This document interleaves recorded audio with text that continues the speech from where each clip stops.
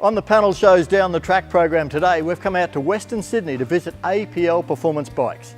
Now this is two-wheel horsepower heaven. We've got custom bikes. We've got a workshop down here that does incredible stuff on the street bikes. Performance area, man, this is a climate controlled dyno. That's where you maximise your horsepower. But what it's about today, top fuel bike. We're talking Adam Layton's Gulf Western Oils Yuasa Batteries V-Twin. Today we're going to find out all about the bike and all about Adam Layton. Adam, welcome to the panel shows Down the Track. You're fairly new to the whole area of top fuel drag bike racing, but let's look back. Where did you start on two wheels? Well, I started two wheels as a kid at 5, racing around in the paddocks, and then obviously developed into racing motocross and supercross till probably 17, 18, and went into becoming a motorcycle technician. And yeah, I always lived, breathed motorcycle racing. It's not part of my family, it's just something I chose to do. It's and it's probably the closest thing to riding this thing. It's like a bull, so yeah. The supercross world is really high profile these days. What sort of career did you have there? I raced in supercross and motocross at a race team level, and then I actually started found my way building fast bikes and developing the bikes, and found my way working for Chad Reed, and yeah, sending him off overseas. And yeah, it was exciting. It was exciting racing them bikes. They're explosive as well. So behind the scenes, you've always been about extracting that last bit of horsepower though? Yeah, I've always been about trying to build the fastest motor, or have the best part, or have the fastest bike. Is that how APL came about? Yeah, APL, I started the name when I was 17. It's just my initials, and it's something that's known and synonymous all over the world now for racing. Okay, so you've had a career in motocross leading through to supercross, and then you got really onto the spanners. Where did your racing career take you next? I always had a passion. Two things was to go on. My dad used to take me to Speedway, and I had to drive the world's most powerful power-to-weight race cars, and that's a sprint car. So did you step straight into sprinters? I started in midgets and the speed cars, and they are violent little machines. They're not in second place to sprint car. And then I did 2 or 3 years on midgets, and then went straight into sprint cars and did another 7 years of sprint car racing all around Australia. There's a big contrast there really, because the sprinters with the big wings, etc., compared to the midgets, wingless. From a driver's perspective, which was more fun? The sprint cars were supported better at the tracks, but every speedway person knows, and that's like Tony Stewart, Casey Kane, the big event they chase is the Chili Bowl on a speed car, and you can go and ask one of them guys, or even myself, and I'll always say the speed car's the most violent little steroid little car you'd ever want to get into. So in this period you've raced, bikes, cars, supercross, speedway. Yeah. Were you still keeping an eye on what was happening in drag racing? I'd gone to the drags in 1990, and I seen a Top Fuel Harley run. I think it was Cowell at LA Cycles bike, or maybe Chris Porter. These guys have been doing it a long time, and I just knew one day I'd have to work towards that and find the bike. And yeah, I'm glad I'm doing it at this age, because it's something I wouldn't have wanted to be doing when I'm 18 or 20. These are very scary, and everything has to be right. And you've been 10 metres in the air going across jumps at speed, etc., and you've got to land yet. Yep. But these things, as you say, they're probably scarier, aren't they? Yeah, it's one of them things that if you didn't own it, you wouldn't ride it.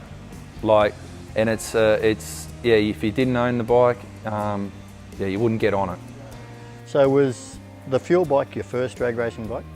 Yeah, I'm apparently the first guy in the world to jump on a fuel bike and never race any drag bike. So that's pretty scary. I guess your licensing and learning period, you took things fairly steadily. You didn't try and rotate the earth instantly. Yeah. How would you describe that experience? It's frustrating because this bike, you can't do a soft launch. It's only designed to do a 7-second, a 6-second, or one day a 5, and you can't set it up for an 8. It won't do it, and it's actually, every time I hit that throttle, I'm hoping that I've got as much power as I can get now, because that feels better. If you try and back these off, they literally stop running. They normally stop burning the fuel, don't they? Yeah, they over fuel, and they come down really hard, and on a Harley, the motor starts wanting to go backwards and they want to push the head off. And I'm laying over that head, so I don't want that to happen. From a riding style, I've had it described to me as not like any road bike, not like any other motorcycle. It's really a case of almost sidecarring the bikes. Yeah, that's true. It's the hardest thing is you can't lean them, and all your road bike experiences mean nothing, and this is only a motorbike till the start line, and once you sit on it, you're driving a front-wheel drive motorcycle, and that takes a lot. Your reaction, if the wall comes up, is to move. Well, that's not the reaction you want to turn that bike. So yeah, that's the hardest thing, and I still fight it, trying to discipline myself, and I even don't like riding road bikes because it just confuses what I'm doing here. We see these bikes carry the front wheel, as you say. They're virtually a unicycle from the start line on. So it's all about that body language, is it? Yeah, it's getting the weight right and making sure they land those wheelie bars straight. We drive on those wheelie bars, and that's what keeps us straight.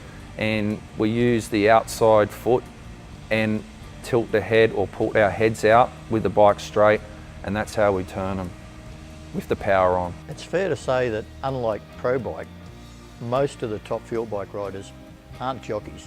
They're big boys. Yeah. And Chris Matheson, Chris Porter, etc., a lot of the guys. Yep. Does that weight actually help them on the bike? It doesn't affect the nitros. We've got so much available power, like 1,000+ horsepower, and some of like the likes of Chris Matheson's would be around the 1,800 horsepower, and now they're talking more than that in the States, and yeah, it's crazy. So a couple kilos there, we can have some Maccas on the way to racing. And it probably helps with that body language when you're trying to get the bike to move. Yeah, definitely. I wouldn't want to be a light jockey on this bike. When I first started riding it, it come out of my hands a couple of times and I thought it was all over. And when I was talking to Mark Drew yesterday, and that guy's a machine on a bike, he said the same thing. He goes, I thought I was going to lose it, just let go of it. They're just too powerful, and the strength you need in your hands and the readiness, it takes a toll on your body. It compresses your body. You feel them. You're feeling that bike, and when a pro stock guy sits on on my bike, it's like they need a hip replacement. It just puts your hips out, and they can't believe how big the bikes really are. You're not convincing me I want to ride this thing. Yeah, I know. No, you know what? I say to people that you don't need to be a champion road racer. Good motocross rider or some dirt skills would be good. Bronco rider. Or Bronco rider. But if you can understand that back tyre, that's what you need to know. And I welcome anyone that wants to have a go on top fuel motorcycle, especially some of these car guys, because they come up and they take an interest, and we're riding a wild bike, wild machines. Well, you know, we throw back, you had time with Chad Reed, so you've seen the level of professionalism in that sport. You're bringing a lot of that to drag racing is what we see. Yep. What you've done here with the APL team, with backing from Gulf Western and UASA batteries, etc. Yep. You're getting a bit of corporate interest into top bikes where it traditionally hasn't been. Yeah, it's I suppose the guys have been focused on their racing and their competitiveness, and in my business, APL has to market, and we have John in marketing, and we have to market. And I just sort of thought, geez, I've got to get this sport recognised. I know everyone loves it and loves seeing it, but we need to put it out there more, because and it's not an easy sport. That's the hard thing. It's not that easy, as you know. So you've got involved from the Top Bike Association point of view as well? Yeah, I'm like trying to help promote Top Fuel Bike. Mainly the Chris Matheson and Chris Porter and Mark Drew. We're going to get together and start putting in and think about our sport, and you know, the under 400 side of it's, you know, to have someone to come to and, you know, pick out or find, you know, what these guys want to do. Some guys want to sign autographs, some guys want this, some guys are looking for sponsors. Well, I'm hoping to help out with that and distribute that around the guys. Australia's a little bit unique compared to, say, Europe, where the V-twin scene is huge and they run separate V-twin category. Yep. Here in Australia we've got Top Fuel bikes, so we've got 4-cylinder supercharged nitro burners like Chris Yep. Matheson's. We've got the V-twins, which are always popular. Yep. But we can also have nitrous bikes, turbo Yep. bikes like Blaze Hansen is looking to get on track in Top Fuel bike shortly. Oh, good. Do you think that variety is good? I think it's good, and it's the guys always want to be in the, we'll call it the premier top division, and you know, people like the bangs and crackles of the Top Fuel for sure, but those guys are holding their own. But I'll tell you now, Top Fuel bike, we're all going to start pushing it, and those motors and their fuel systems and the clutches, you know, it's going to start moving really quick in the next year or two in speed and power. The fuel crowds in drag racing tend to congregate around the start line. They love the burnout and everything, but being a fan of Top Fuel bike, I would suggest that somewhere down 1,000 foot, you know, around the 300 metre mark on the drag strip, best place to watch when you guys are carrying that front wheel through there at 300, 350 kilometres an hour. Yep. What's that feeling like when you're just hanging that front wheel in the air at those sort of speeds? This might sound corny, but sometimes you think you're Superman, because you're laying down and your arms are out and the air's underneath you and it's all light. You feel light and you're going fast, and yeah, it's amazing. It's a drug. It's a drug, Top Fuel bike. So the future for the category in Australia, we see, as I say, there's a few competitors sniffing around looking to get involved, but those core races that you talked about, you're probably the heart and soul of it at the moment, aren't you? Yeah, on the East Coast, and Mark Drew's made a big effort to come out and commit to this year and next year, and hopefully some of the guys, and that's why I try and help out APL Performance, give them a base in Sydney, and we all seem to help each other out in a little way, and you know, we've all got expertise, or we got things, resources, all of us, to help each other out. And come race day, or come when it gets to that line, there's no help, but you're on your own. But leading up, good bunch of guys. Well, yeah, we see Mark Drew in the workshop today getting his bike ready for some testing and the coming event at Sydney Dragway. The international effect now with the visitors across, you're getting assistance from the US? Yeah, like I get assistance off Bob Malloy, who's run some records in America, and he also runs Bonifanti clutches, which make all the Top Fuel car and bike, that they lead the world in clutch technology. And that's where I found I'm moving forward to get the most amount of fuel in, because the more nitro I get in, the more power, and I need a clutch to hold it. Yeah, it's good. And of course Mark's got Jaska over here, a fairly colourful Finn. Yeah, Jaska's been here for a couple of weeks, and he's leading the way in the world with the fuel system. He's developed a new fuel system, and I've just heard Mark's bike go in testing and startups, and when you hear those crackles and those really sharp bangs, and yeah, you know that thing's going to make some power. So Mark's a good candidate to Jaska to test his fuel system on the Harley.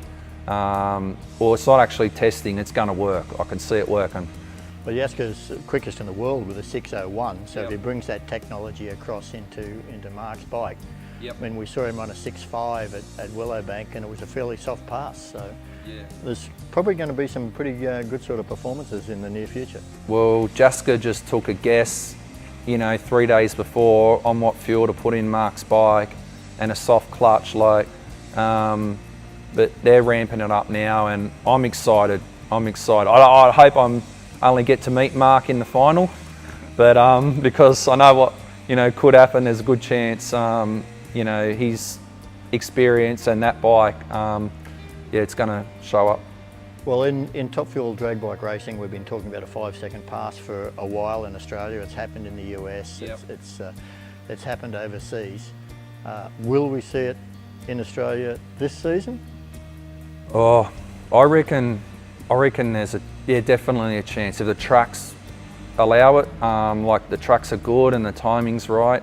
There's definitely 2 or 3 guys in Australia that could do that 5-second pass, which would just be amazing. And I know Jaska's over there planning it. So let's hope Sydney. So your goal here is get more experience on the bike and then just keep stepping it up. Yeah, I'm at a point where I've got running a 650 tune. I can shut off a half throttle and do a half track and do a 7-second pass. That's how easy it is. I've got the gear in there to start staying with them or doing something better. Well, let's hope we see some really nice 650s and maybe a few win lights coming up for Layton and the Gulf Western team. Oh, I can't wait. I'm so pumped, I tell you. Thanks, mate. Thanks very much for having me.